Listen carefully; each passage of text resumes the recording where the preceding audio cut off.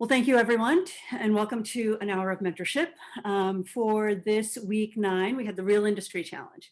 And what we asked students to do on Monday was to develop a portfolio page that took the various experiences that students have completed either throughout the course of the semester through the Make It Until You Make It challenges, or discrete experiences that they've had in their coursework or their side hustles, the kinds of things that people don't necessarily put on their resume because it's not an official job, and craft a narrative, a story that positions you to attain a job in a specific field.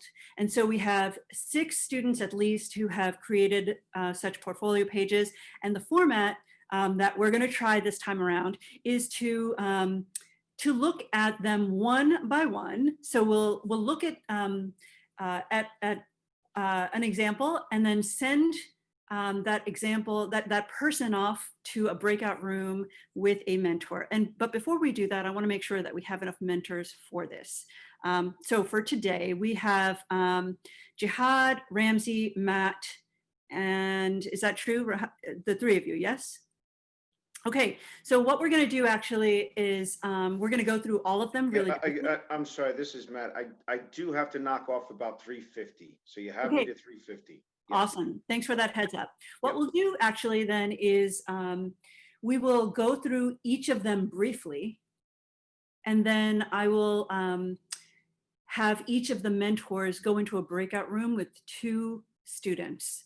And we'll, so let's dive right in. I'm going to share my screen.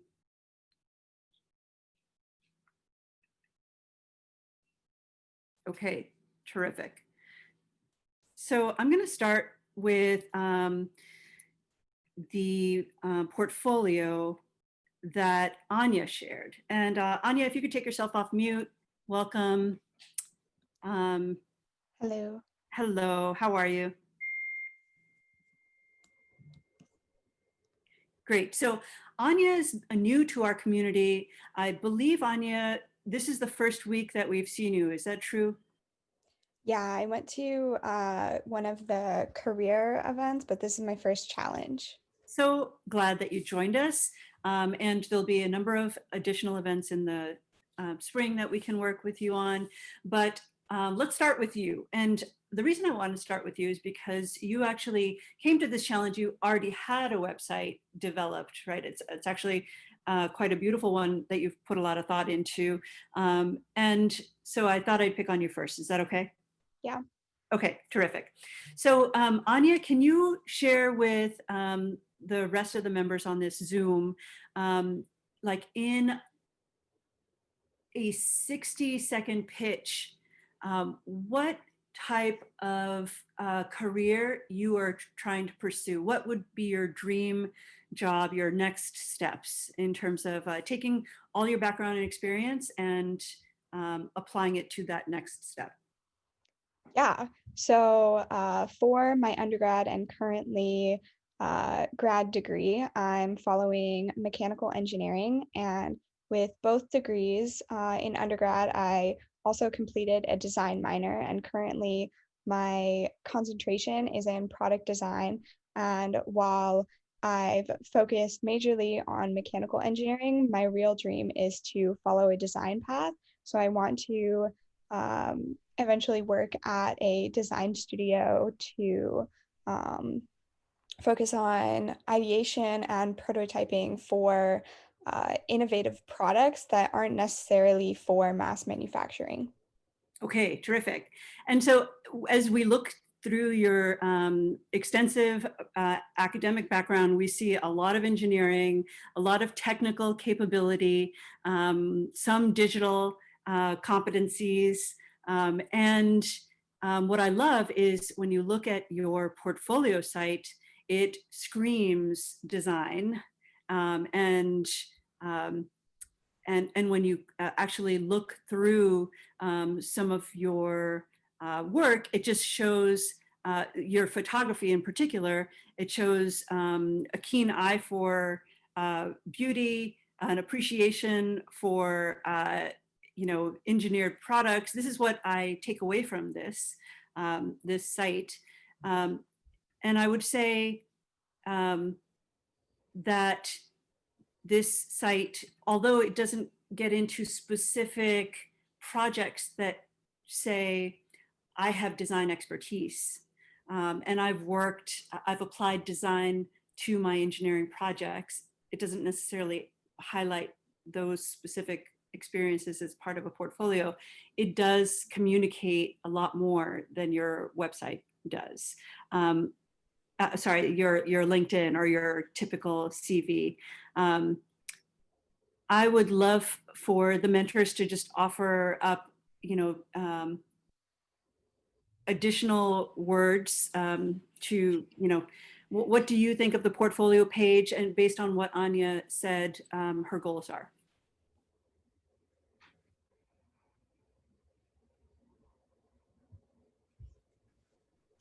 Yeah, I'll jump in. First of all, I think it's a great field and a great concentration when you can mend and merge technology with the look and feel, what that looks like. That's huge, especially in, I work for Verizon, so I can see the transformation of how technology is going to implement itself. And then you compare that with the look and feel. I mean, that's one of the things that put Apple on the map, right? The technology and the design of the product. So yeah, I think it's a really good concentration, and being able to really articulate your expertise in both separates you tremendously, right? Because you understand the technology and the nuts and bolts behind it, while the beautification of what that looks like. So continuing to focus on that and clearly delineate why you like design, while your understanding of the technology behind it, I think is great.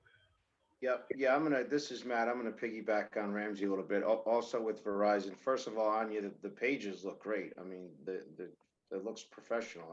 If it didn't have a student label on it, I wouldn't be able to tell the difference.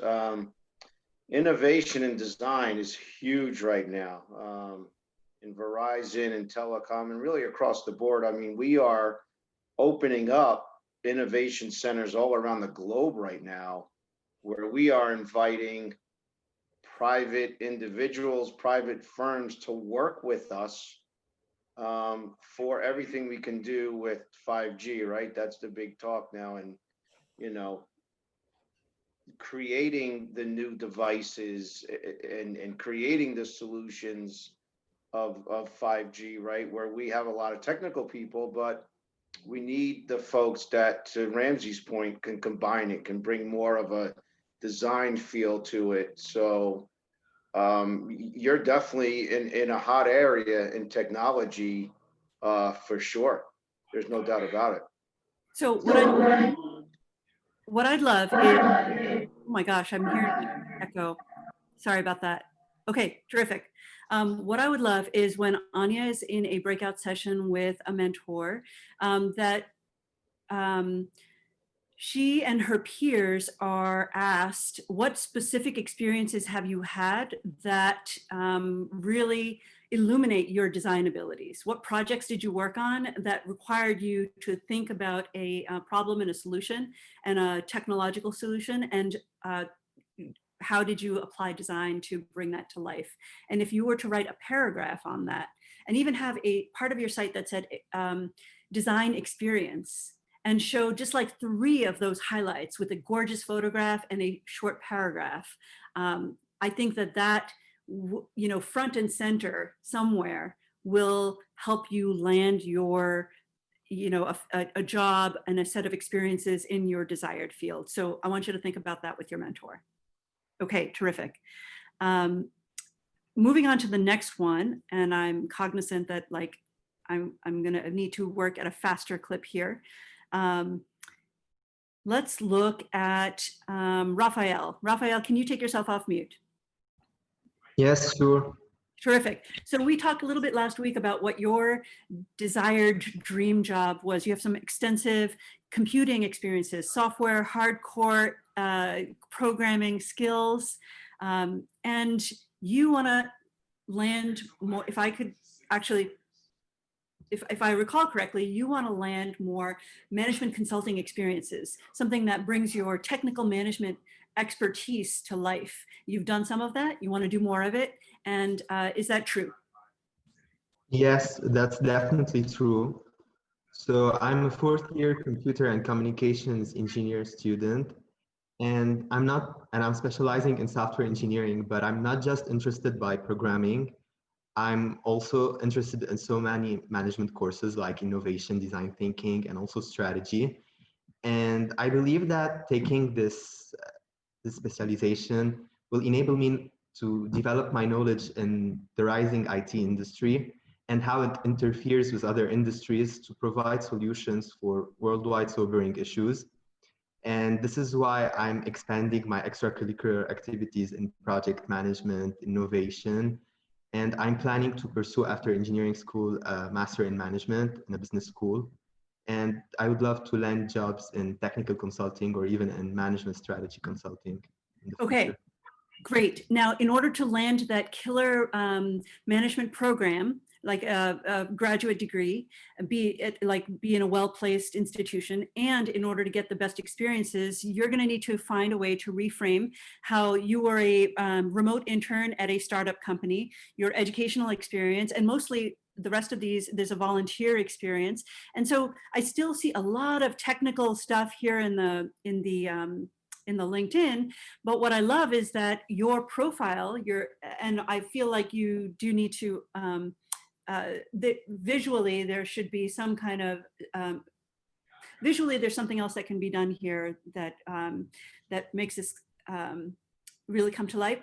But this does say to me in a lot stronger of a way, management. And I think you should actually even think about reframing combined engineering and management to be engineering management, or aspiring engineering management professional, and then go into the detail. I love how you brought to light specific experiences, and I think you should just carefully work on the words of each of these. For instance, remote research intern, you get through this paragraph, which is it sounds like an incredible experience, and the pinnacle of what you did was you researched and developed a proposal for a course of action for your organization, and you recommended 2 best programs. And I feel like this could, what would it look like to reframe this to be researched and proposed 2 programs for a fast-growing startup, and then tell the story of how you had to do that and why. So I like what you've done. Really nice job taking the experiences and talking about how you led at each of those. But just, double down on the words that you're using so that you are leading and collaborating and convening, and the words that connote project management and collaboration with others. Any other quick comments on the part of mentors to give a sense of what might happen in the breakout session to support taking this to the next level? Yeah, one thing that, you touched on it right at the end there that I was thinking, right? You always look through the pitch for yourself, and always switching management to lead, right? You always want to show that you led whatever project or example you're giving us, right? That always pops out better than, I managed this, or I worked with a team, right? And you're going down the right path to find that balance of a strong technical person that's also a strong leader. That's getting into the unicorn category, right? So that's a great path you're taking, no doubt. Thank you. Yeah, the other thing I would add, and Matt hit it on the head, leading is also all about influencing, right? So how are you taking your wisdom and knowledge and not keeping it to yourself? How can you showcase how you've influenced and essentially allowed your wisdom to navigate through other people through your leadership? And how are you relationally sound as well? And I don't know the words to actually put that on paper, but you want to think through, oh, wow, this guy really knows the intricate details of it, but he also has a relationship component where he can grow and groom other people.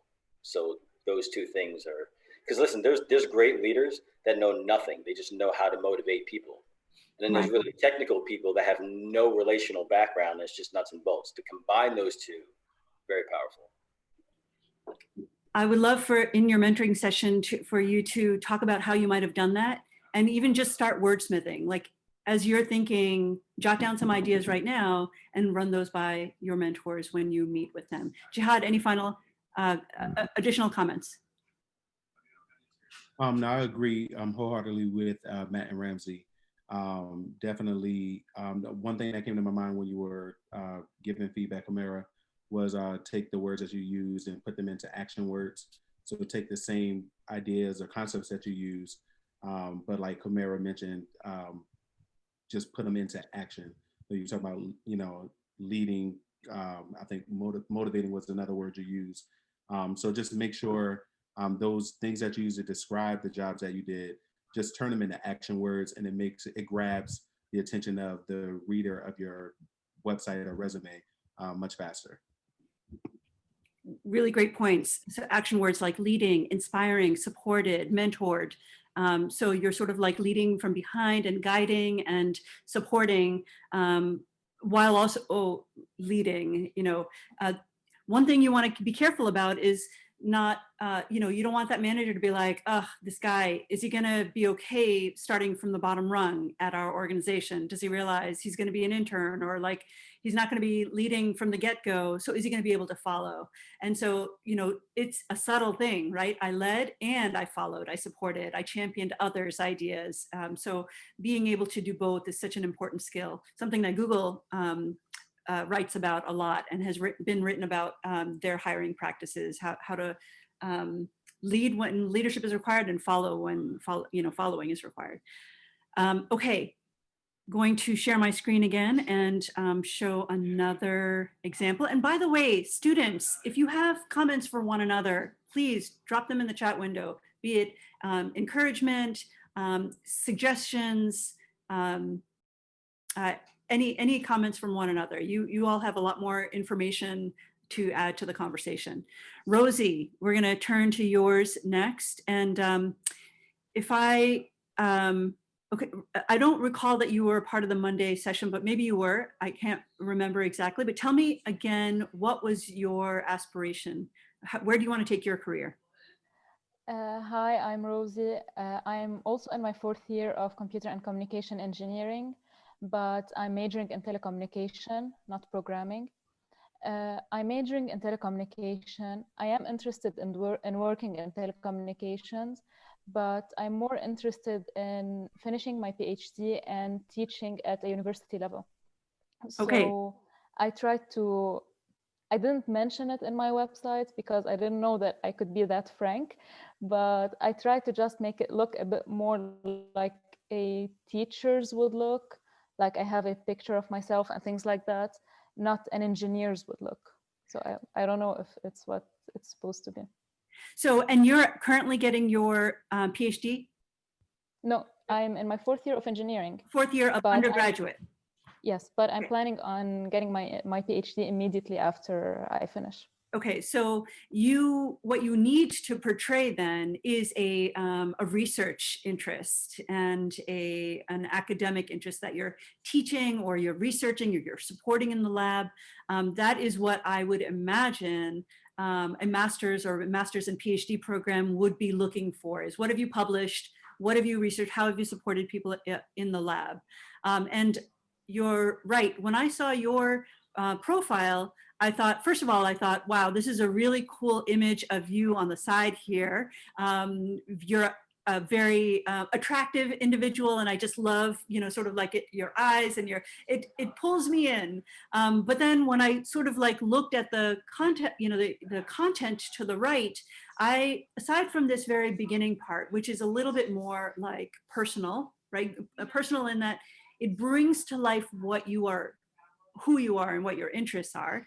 The rest of it struck me as more of a resume. And I did feel as though it wasn't necessarily the 4 or 5, paragraphs that I would hope, paragraphs and images that I would hope that would tell me why you are on the fast track to becoming an academician, teaching in higher ed, researching, and not because of your experiences. Like, the whole point of a profile page is that you are redesigning. Your resume looks backward and says, here's what I've done in the past. With your profile page, I want you to frame who you want to be going forward. And it could be curricular experiences or extracurricular experiences that say Rosie El Tawil should be admitted as into the PhD program because she's taught other students. She has worked in the lab. She works closely with faculty. She's leading initiatives on campus. So that's what I'd want to see based on what you said your interests were. I didn't look at this and get that. So I feel like you have a real solid opportunity to redesign this to achieve your goals. Any thoughts or comments from mentors on that to augment? Yeah, the only thing I would add, I guess, also is in your planned research or existing research, are there any gaps that need improvement in wherever you're trying to accomplish? Like, by you being a professor and going into this field of study and to educate others, where are you trying to bring, or what are you trying to solve for? And, that can kind of, to Amira's point, talk to the future, thinking about, I'm going to bring this to the table because there's a gap in said whatever, right? And I think you're going to have to do that, in your own research, have a thesis of what you're trying to solve for anyway. So just kind of think of what you're trying to solve, what gaps exist in the field that you're interested in, and kind of pull that out in your passion. And then if you want to point back to, your experience, again, to Jihad's point, action words like augmented, realized, or, things that you don't want to say worked because everybody can work, but what have you actually changed? That points to your forward thinking as well. Really good point. And in fact, if I may, Matt and Jihad, I'm going to jump forward and take us to Toby's because I think she brings to life something that Ramsey just said. So Toby, you are also with us for the first time this week from Drexel, neuroscience background, and have a deep love for data science and want to take your neuroscience background into and combine it with data science and take that forward. Have I captured that correctly? Yep. Okay. Incredible intersection of two fields that people don't necessarily think about together. And looking at, your resume, you can see, a lot of the data analytics stuff. You can see a lot of the, health background, pharmacy, kidney disease screening, nephrology, clinical health screening, et cetera. And what I love about what you did is you didn't necessarily create a portfolio page, but you wrote sort of a blog post. One could also say that it's sort of like a thought leadership piece, an opinion piece, something about how, about you and your passion for data and how you want to bring that to your field of neuroscience. And I think that is really smart to do. And in a sense, this is what we're saying, Rosie, like you have an opportunity to establish your thought leadership and say, what is it the problem and the passion that you have for furthering science and knowledge in your field? And how can you communicate that you have ideas and you are interested in pursuing that? So I really love what you did here, Toby. And I think what would be great is to really call out, okay, so you talk about volunteer experiences you've had, and it sounds to me like you've done that you've called out specific experiences. And if I think if there's a way to make that more pronounced, like a quick distillation of your 3 experiences that show that you are perfectly poised to pursue this intersection of data science and neuroscience. I would long for something like that. I'm not sure how, but I feel like you did it really well through this blog post. So kudos to you. Thanks. I'm going to see if Matt and Ramsey and Jihad have anything quick to add to that. Yes. Yeah, this is Matt. I do. And the opening just caught me, right? Because I do work with a lot of data scientists, and you know, one of the strengths of a data scientist is curiosity, right? Being curious, always wanting the data to tell us something, right? So you want to know more and more and collect more and more and learn from that and trend from that. So when I see that, I'm like, that's the type of person that is going to mine that data. So you're really hitting it, coming in wanting that data scientist position. That was that you know, first section there was dead on.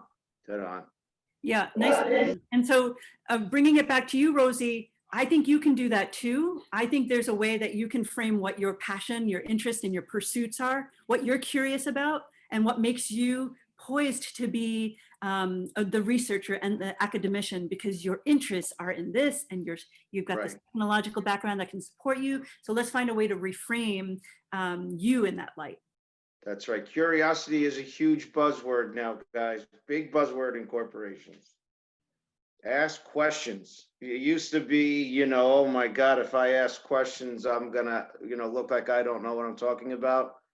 No. That culture has changed. We're a culture of ask more, want more, be curious for more. So use that to your advantage. And you did in that opening there.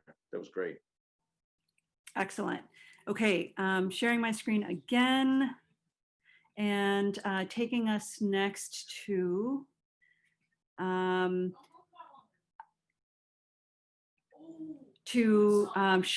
and then Johnny. So Shawshank, PhD candidate at UC Santa Barbara in music / audio engineering, extensive technical background, and quite a bit of experience in sound and the intersection of sound and technology. Do I have your background correct? Yep. Okay, great. And then what are you aspiring to achieve with this extensive experience? What would be your dream job next? Actually, that's a hard one. I think at this moment, something to do in academia, but in India, which is more of a challenge because there is no music and tech. The interdisciplinary education is not yet there. So something to do with academics in India. Try and bring this field there. Are you in India now? No, I'm in Santa Barbara right now. You're in Santa Barbara right now, and after your Santa Barbara gig ends, will you be heading back to India? Yeah, that's the plan. Okay, so you're looking to establish a career and a future based on your background, but in India. And so what struck me was, and I think you're one of the people who already had an extensive background, extensive website. Yeah. And you are a musician as well, and you play, you've recorded different sounds, and I apologies, I didn't have a chance to hear your sounds, but you've looked at tabla, breakbeat science. You've published, of course, you would be, as you're in academia in sound. So you've published, you've done research, you've got a gallery of sounds here. Really cool stuff. If I were to look at this website, I would say that you are looking to be more on the performance side, but that's just me. I'm a layperson, honestly, when it comes to music and the world of music. But that's what I came away with from this. And that's pretty much actually how this website actually came into existence, to actually put my music and my performance side out there as well. Yeah. while also having some elements from the resume and some of my other professional work that I do. So it So, was yeah. mainly for the art side with a research element to it. Yeah. Okay. And you haven't touched this in a while. And it was, I have not. I have and, and it, completed. and maybe you started this back when perhaps you were doing more, where you were putting yourself out there for more gigs on the performance side here in the US. Yeah. This is what I gathered from this. Yes. So at this time, I would suggest it's time to reframe. If you're drawing to the close of your PhD career and you're looking to really take your extensive PhD experience and land a high-tech sound job in India, all the big companies are in India, right? I don't know about Verizon. You guys would have to tell me if you are. I'm sure you are. You must be. But Google, Facebook, Microsoft, all the tech companies, the gaming companies have, Infosys from the Infosys 1996 days of outsourcing information, technology to I can to like startups having half their teams in India. I can only imagine that sound engineering is a growing field that perhaps is not seen or understood by the typical engineering Indian student. And so this gives you an edge because in the US you can study where audio engineering is going and then approach those big name companies with your skills. So my suggestion for you would be to adapt your website to speak to the extensive audio engineering capabilities you have and find a way to reach out to those, I would say either big tech in India, and they're all there. I've been to Google headquarters in India, in Bangalore and in Delhi. They have multiple offices, for instance, or to tap into the Bollywood scene. Bollywood is second only to Hollywood, right? And the sound and music industry there is huge.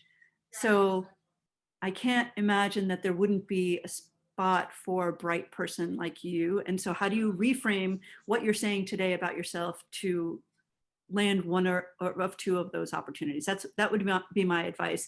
I'm going to ask the mentors. Mentors, what are your thoughts? Yeah, I mean, Humira, this is Matt again. I don't have much to add there. It's sort of, in all honesty, outside of my playing field. But I mean, I was trying to think about technologies over there and what's going on. And I mean, your suggestion is awesome, right?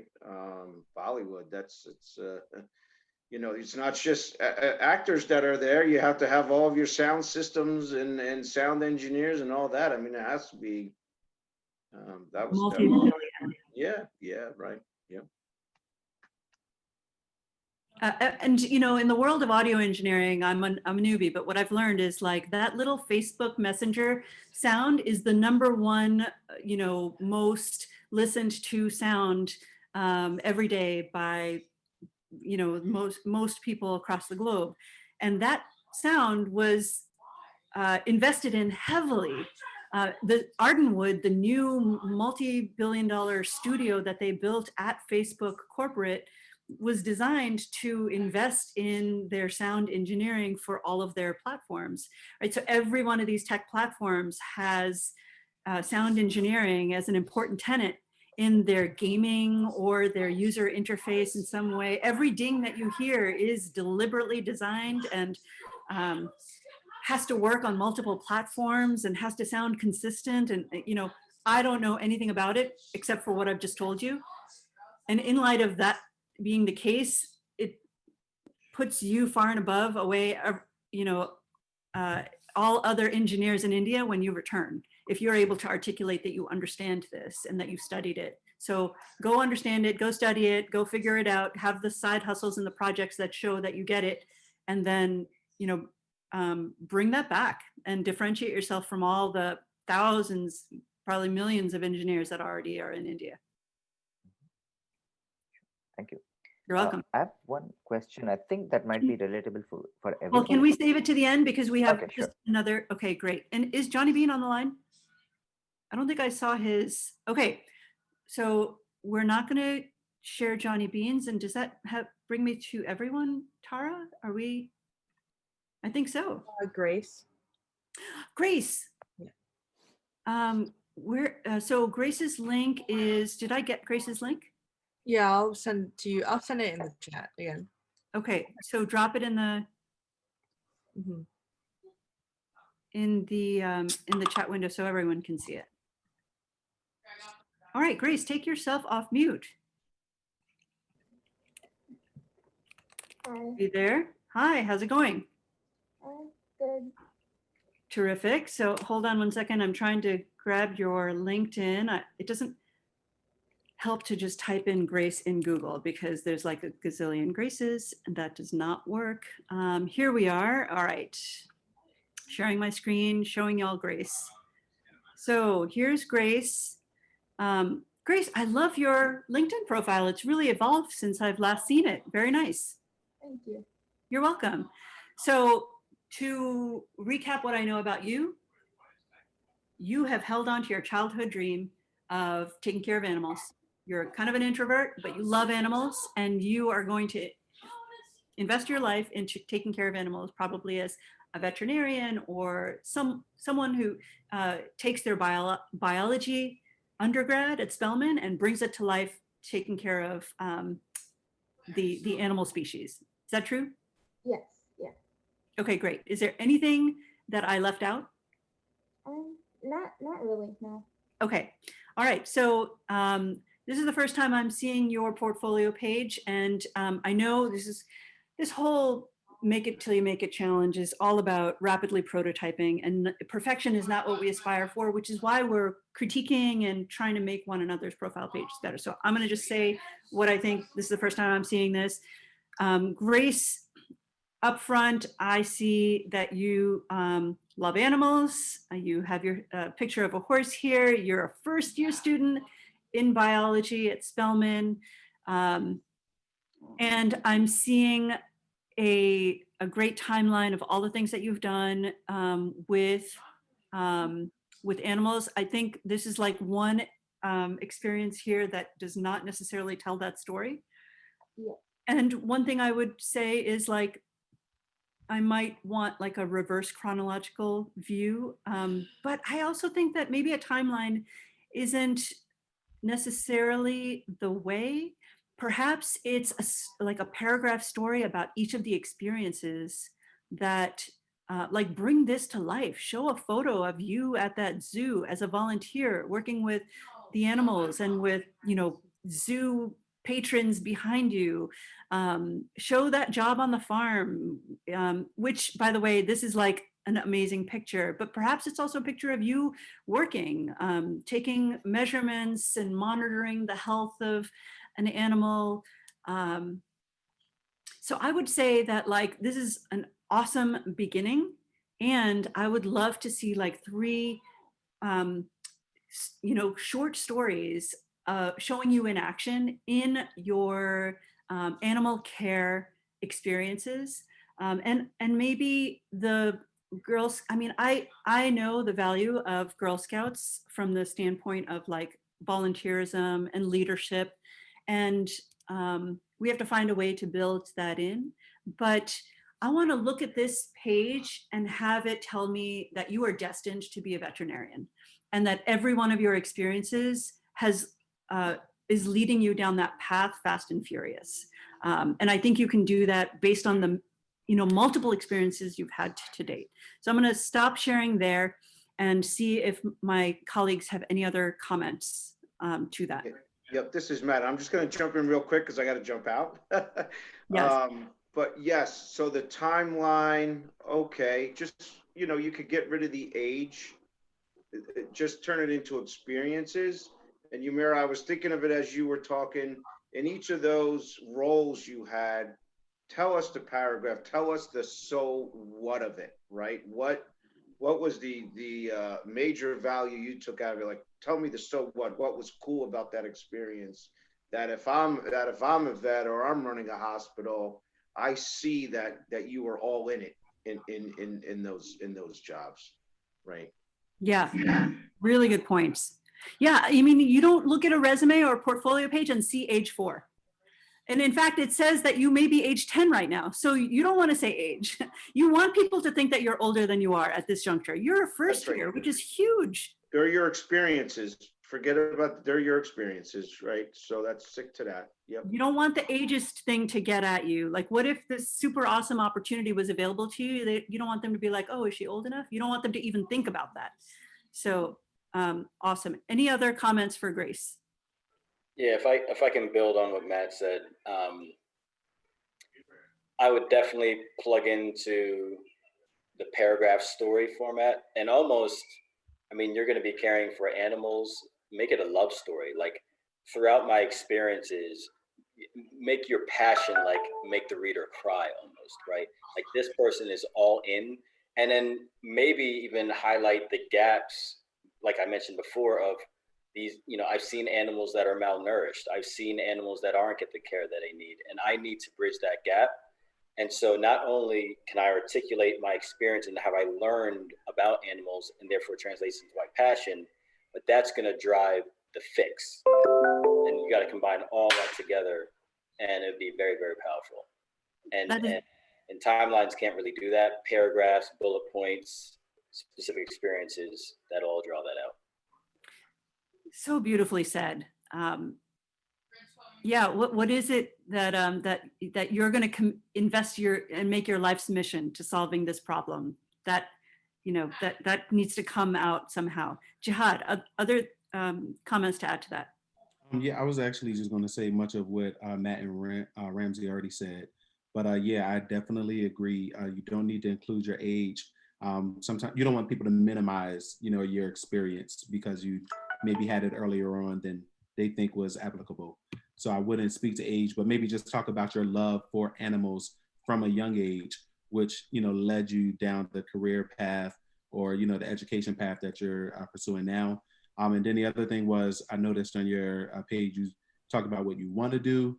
Again, I would change that into action, what you are doing, because you are doing it. You know, not I want to pursue a career in, you know, pursuing a degree in biology, pursuing, you know, a career, blah, blah, blah, blah. And then like Ramsey said, tell that story of why you're pursuing that career, you know, because of your love of animals from a young age and, you know, the years of experience that you've had with volunteering so far. And I think we talked about that a couple of weeks ago. I think you kind of downplayed your experience with volunteering and things, but that experience is very valid. So use it, speak to it in your story about yourself. So don't be afraid, don't downplay what you've done, but take those action words and really show people, you know, your knowledge and what you're pursuing, because again, you are doing it. You don't want to do it, you're doing it now. So just change those words and really grab your reader's attention. Yes, and there's the 3 like specific experiences that you can speak about, and I love how you all described it, mentors. And at the bottom, for those things that don't necessarily fit, you could have like a last and final more about me, which is a little bit like shows that you have a life outside of your love of animals, and you might describe then like you are also a Girl Scout and that's brought out a lot of leadership qualities in you and it's taught you X, Y, and Z thing. And you may also say that your love of animals isn't just a professional thing, it's like it's a deeply personal thing, and you have, in fact, you have a lot of pets, don't you, Grace? Can you tell us, because I think not everyone knows, how many pets you have? I have seven pets, 7 or 8 pets. I have 2 dogs, 3 fish, 3 reptiles, and a bird. Exactly, case in point. And so for you to like have that little bit more like about me and just bring that to life, and even like a photo of you with all of your like your family, it just, you know, I think that you have a very compelling story, and this is a great first stab at it. Let's take it to the next level. So I know I originally said that we would have breakouts, but there's 7 minutes left, and I'm just not sure that breakouts would be a good use of our time. So what I'm going to do is open it up to the students for questions, comments, thoughts. What did you hear from one another's stories that really resonated with you? What questions still remain for you? We also have Alejandro's portfolio. Alejandro, okay, never mind. We are next going to Alejandro. Sorry, Alejandro. For some reason, I'm not sure why, I did not know that yours had come in yet. Did it come It's in fine. just under the wire? No, I submitted it like a little bit 2 minutes after the meeting started, but That's just under the wire. I would already be on Zoom. I wouldn't be looking at, but that's okay. I'm so glad that you said something, Tara. And Alejandro, I'm glad you got it in. All right, sharing my screen. Okay, so Alejandro, by the way, I just love your story and your background. Can you tell the mentors and the team a little bit something, give us the 60 seconds on your background and who you are. so I am 25 years old. I'm enrolled in California State University, Monterey Bay, majoring in sociology, minoring in music.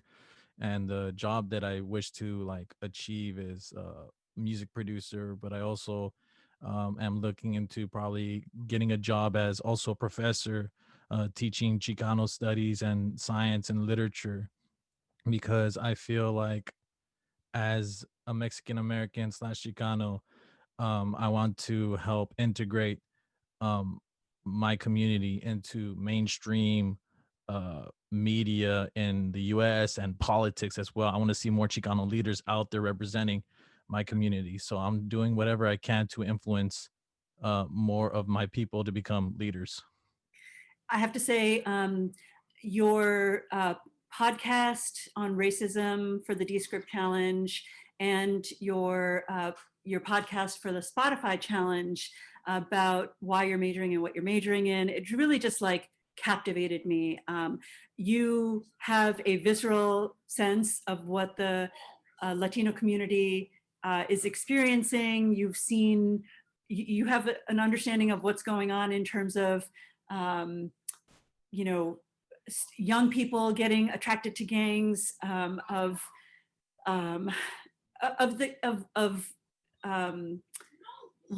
the issues of running into legal matters and incarceration.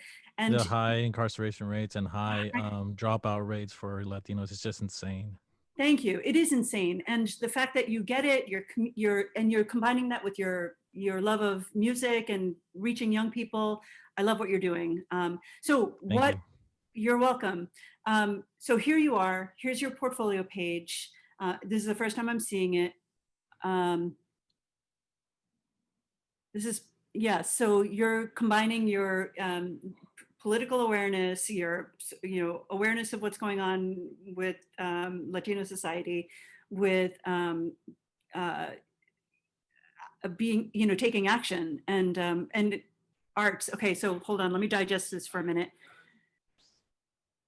It's really cool, taking a 5-year plan to promote Chicano culture, literature, networking, social media, music. So you're enrolled. Describing your experiences and how your music experiences. Mm-hmm. I still need to like finish developing the plan, but I wish I had more time. But I've been so swamped with my new job and schoolwork. Yeah. So can you say just like 2 seconds about your new job? Is it aligned with what your dream job would be that you would land? No, Okay. it's not. Yeah. Did you take a job because you had to take a job? That kind of job? Yeah. Okay, so what is your dream job? Again, you just said teaching? Yeah, music production. being a professor and at the college level and being a music producer. Okay, and do you feel that this, and I have to go back to your portfolio page and synthesize a bit more, but do you feel that that's helping you get there with what you have so far? So far, yes. Okay, and I would say same kind of comments that we gave to Rosie and perhaps also to Toby, which is like, if you want to pursue a field of higher ed, then you're going to need to describe what it is you're curious about and what you're passionate about, where you want to take things. And in fact, you did, as it relates to Chicano studies. And how does that, so would your higher ed pursuits be in music, or would it be in sociology? Or is it at the intersection of both?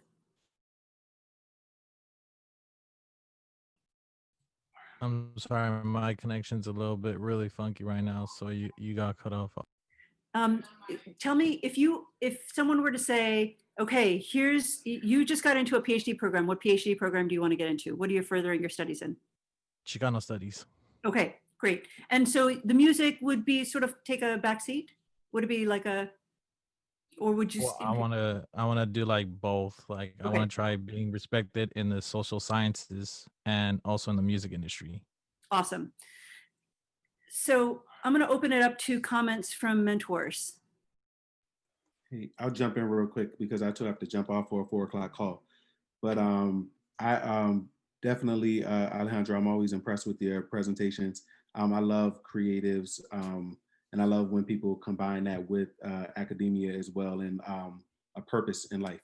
And I think that you definitely have a grasp there. What I would like to see with your professional profile, though, being a content creator in media and in the entertainment, I would like to see that merged with I would like to see that merged and see that displayed in your actual professional profile. So you have a lot of information about yourself in different sections and like your biography, but how can you creatively tell us your story so that people get to see your work on display as well? And if you're talking about going into education, what's the, the thing of today, podcasts, like, display it, give us some of your, let people be interested in what you have to say, what is your platform going to be about? You hear that from interviews, from podcasts and things like that. I think you can find a way of telling your story without maybe using so many words, and using some more of your creativity and actually using that content creating side of you to tell people who you are and show them what you can do at the same time. Great comments. In fact, you have a podcast and it is called Chicanic Nation. Yes, did I pronounce that correctly? Yeah, so that is like your number one, that is the first paragraph, that you are providing commentary and discussion with colleagues and mentors on the topic, blah, blah, blah, blah. Check out our episode, blah, blah, blah, which has, our topmost views, and check out our next. So like feature your top 3 and the topics that they address, and allow a direct link from that to people's Apple podcasts, or like show the little Apple podcast icon and a little Spotify icon so that people could just click on it and go directly to it.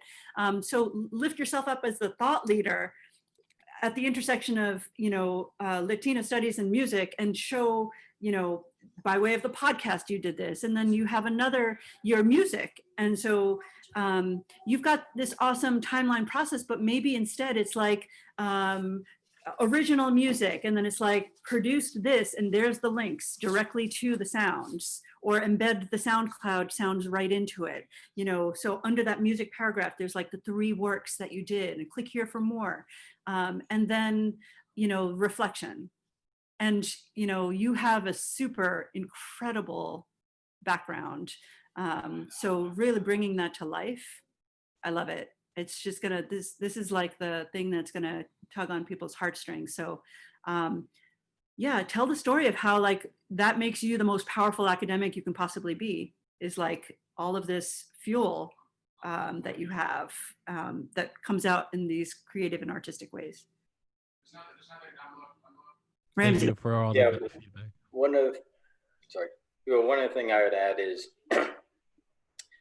pull out the accomplishments in the Chicano culture, right, that have been manifested throughout the United States or the world, and then pull out the things that you mentioned where there are gaps, right?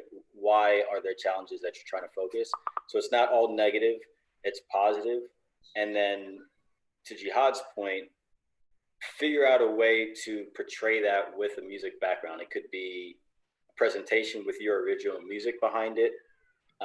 It could be combining how music is influential in your culture, and maybe reference artists that have inspired you, but pull out the really, really great things that your community has done for this country and the disparities that exist as well, so that I, as the consumer, am wrapped in passionately of why you're doing what you're doing. And then I'm stuck like glue to the talent and how you're delivering it in a unique way. And if you can figure out those three components, very powerful. Thank you. Thank you. I'll do that. I'd also, you've just started teaching people how to use different kinds of audio engineering equipment, right? You just started by way of the Make It Till You Make It challenge. So get a paragraph in there that allows you to tell the story of you as a teacher. And maybe you have other experiences, but this is, to my knowledge, this is the first one. So let's take advantage of that to the extent possible and tell that story. I've just started teaching. I have a collection of YouTube videos that show novices how to use basic sound equipment and produce, you know, incredible sounds, or, you know, however you want to frame it.